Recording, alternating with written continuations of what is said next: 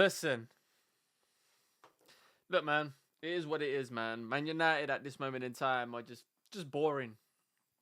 They're boring. They're a boring team, boring club.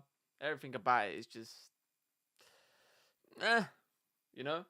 I made a video a couple days ago saying like why I don't upload or, you know, because they're boring, man. And today is just another game where like you see it and you just think there's nothing happening in the match. You know what I mean? Nothing. I had it on. I was watching it, going out of the room, coming in and out, whatever. 0-0 half time. Barely anything happened. Really. It's just a nothing game. We're a nothing team. This is just where we are at the moment. You're like, there's no point getting upset or angry or like, oh, cool for this guy, cool for that guy. He made a mistake. Dead. United is boring, bruv. United is a boring team. And it is what it is. You know what I mean? It just looks like a team that just doesn't look like it can go and win a game even when it's drawing. You know what I mean? I look at the performances. Yeah, I thought it was just average all round. Yeah, Heaven could have done better with the goal, like let it go across him and stuff. But other than that, I thought it was actually alright during the game. And he's a young player, like just thrown in there, and he's been alright, to be fair. The midfield, I thought Casemiro was doing well.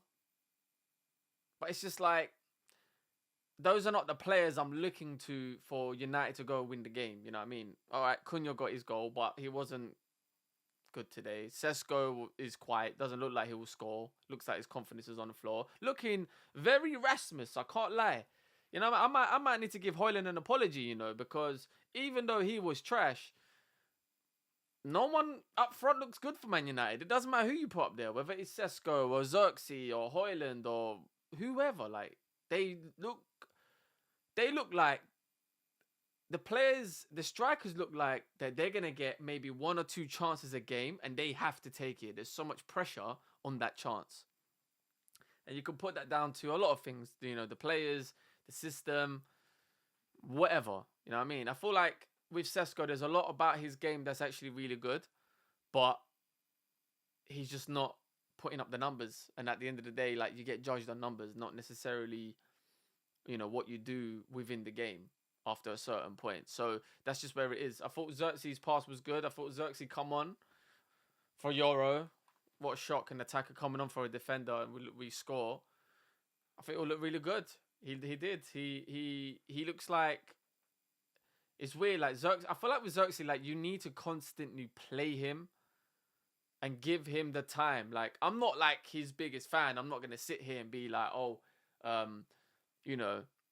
not like other fans that are like, oh, Zirkzee this, Zirkzee that. But if you give Zirkzee at least 5, 6, 7, 8, 9, 10 games and let him play consistently and let him know that he's going to play consistently, as opposed to playing 45 minutes here, a game here, not a game here. Like, you can't really build rhythm. You can't build consistency. So either he plays them as a 2, which I wouldn't mind, right?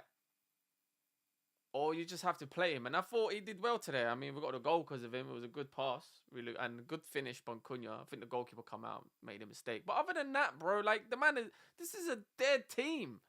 Dead. This club is finished, bruv.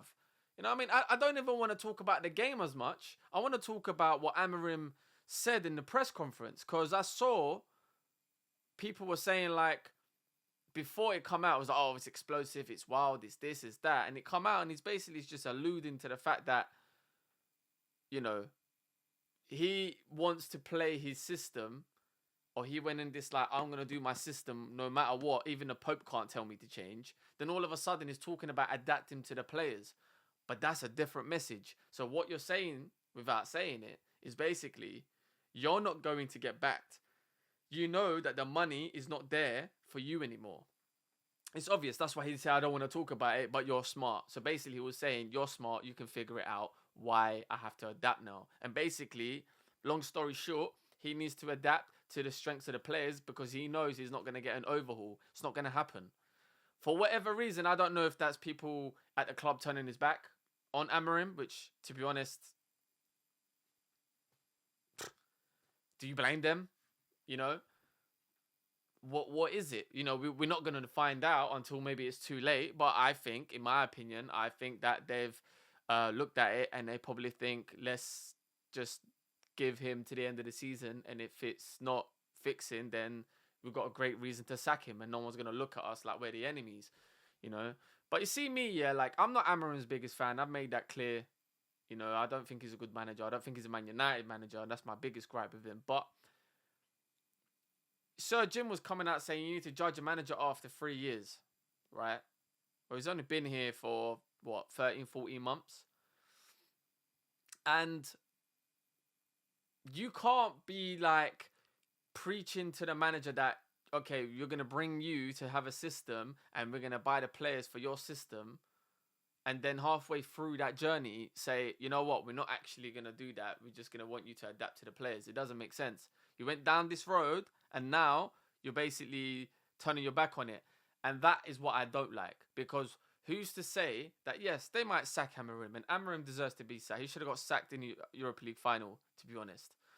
But if you're going to go down this road of committing to a manager, no matter the result, no matter the performance, because he needs his players to play his system, then you have to follow it through. Because if you go through 50% of the journey and then all of a sudden you just change it up because, you know, we don't feel like it was working, but it was never working. This is the problem. It was never working. It never worked. From the minute this guy come here, we've been losing. He's the worst Manchester United manager with the worst win percentage. He's facts. That's not my opinion. That's not my emotions. That is just facts. That's the numbers, right? It's been 14 months of rubbish. Absolute rubbish. So now, after what, the 15th month, now it's too much? Now you don't want to back the manager? I don't think so, mate. You're either going to back him, you have to back him. There is no like, oh, but you should sack him. No. You have gone too far down this road just to be like, you know what, we want to go in another direction. That means you need to get sacked as well. Jason Wilcox, Omar Berrada, all of these, man, need to be gone as well. Because clearly you didn't do your jobs right. They got rid of Dan Ashworth in 2 minutes, bruv. They got rid of Ten Hag when they thought, oh, they made a mistake. No. You get rid of players when they speak out of line. And when they do this and they do that, and all of a sudden they're gone. And the fan base turns against them, like Rashford, like Garnacho. No. You can't be like, oh yeah, one rule for the players, another rule for the executives. I'm sorry. The executive needs to go just as much as the manager. If the manager gets sacked, so does Wilcox, so does Berrada. Simple. And INEOS, I ain't impressed. The Glazers were better than INEOS. I don't care. That's going to piss off a lot of people, but that's just a fact. This would have never happened under the Glazers. Never. We would have never finished 15th. They would have even let it get to that stage. Are you dumb? Them man sacked managers when we won FA Cups and got 5th. INEOS is a shit show. Ever since INEOS has come in, we've finished 8th and 15th. Trash. We've seen a club disconnected, the fans disconnected, myself included. Ex-players and stuff are saying this ain't Manchester United no more. Alex Ferguson ain't getting no money no more. They've gone completely against the traditionals of the football club. And I'm going to sit here and be like, oh yeah, these men are good owners. No. Let's just take bias aside. Let's just take it. I know we hate the Glazers. I'm not saying that I don't rate the Glazers. I don't rate anyone. But let's call a spade a fucking spade. The Glazers are better than INEOS. Simple. Yeah? It is what it is. It is what it is. If you don't like that, then you got a problem with the truth. So, what does that leave us? I don't think we're getting a player in January unless a player goes. You know, I think they're pulling back on the budget on AMORIM. That's just my opinion. I can see that. And United is just going to be hovering around 6th, 7th, 8th, whatever. Like, I don't know where the hell they are. Like, I really don't. Like, I can check the table right now. Like, it don't matter. Like, to me, bruv, Man United is rubbish, bruv. Like, I ain't sitting there getting excited for fucking 7th and that. I'm sorry. Like, it's dead. Yeah, we're 5th. Yeah, but that 5th don't mean nothing. That 5th don't mean nothing. We played a game more than Chelsea. Like, we're 5th. It don't mean nothing. It's rubbish to me. It's rubbish. That 5th can easily turn into 9th. Easy. It's just the other team's win. Like, it's rubbish. It's not nothing to get behind. Now, this is my thing, though. This is my thing. 5th, on paper, if we finish 5th at the start of the season, I think a lot of United fans would have taken that. So, what was the remit for Ruben Amorim? That's what I want to know. Because if they are not backing him and they are kind of like stepping back and with the budget and he needs to adapt to the players now, if that's the case, then what the hell was you expecting him to do? Was you expecting him to finish 1st? No. Was you expecting him to finish 2nd? No. Was you expecting him to finish 3rd? 4th? Like, at the start of the season, it was European places. Well, that could be 5th, that could be 6th, that could be 7th. So, if we do finish 5th, which, to be honest, we could easily finish 5th and we could easily finish 8th. Like, it's that close. There's 1 point between 5th and 8th. So, if this is your man, then surely you back him in January, no? You can't pull back for another manager. It don't make sense. That don't make sense to me. If they do that, that means I'm not trusting whatever they do because they clearly can't commit to their plan. They keep saying it's a process, it's long term, it's this, it's that. Okay, well, you just went through 12 months of crap. Recently, it's not been as bad as it was when he first come in. It's actually like we're 5th, really. And now it's going to be the time to pull the plug on him for whatever reason? Nah. See, this is why you can't trust him. There's no other way you can spin it. They have to back him or else. Because the minute you sack him, you have to sack WILCOX and Berrada too.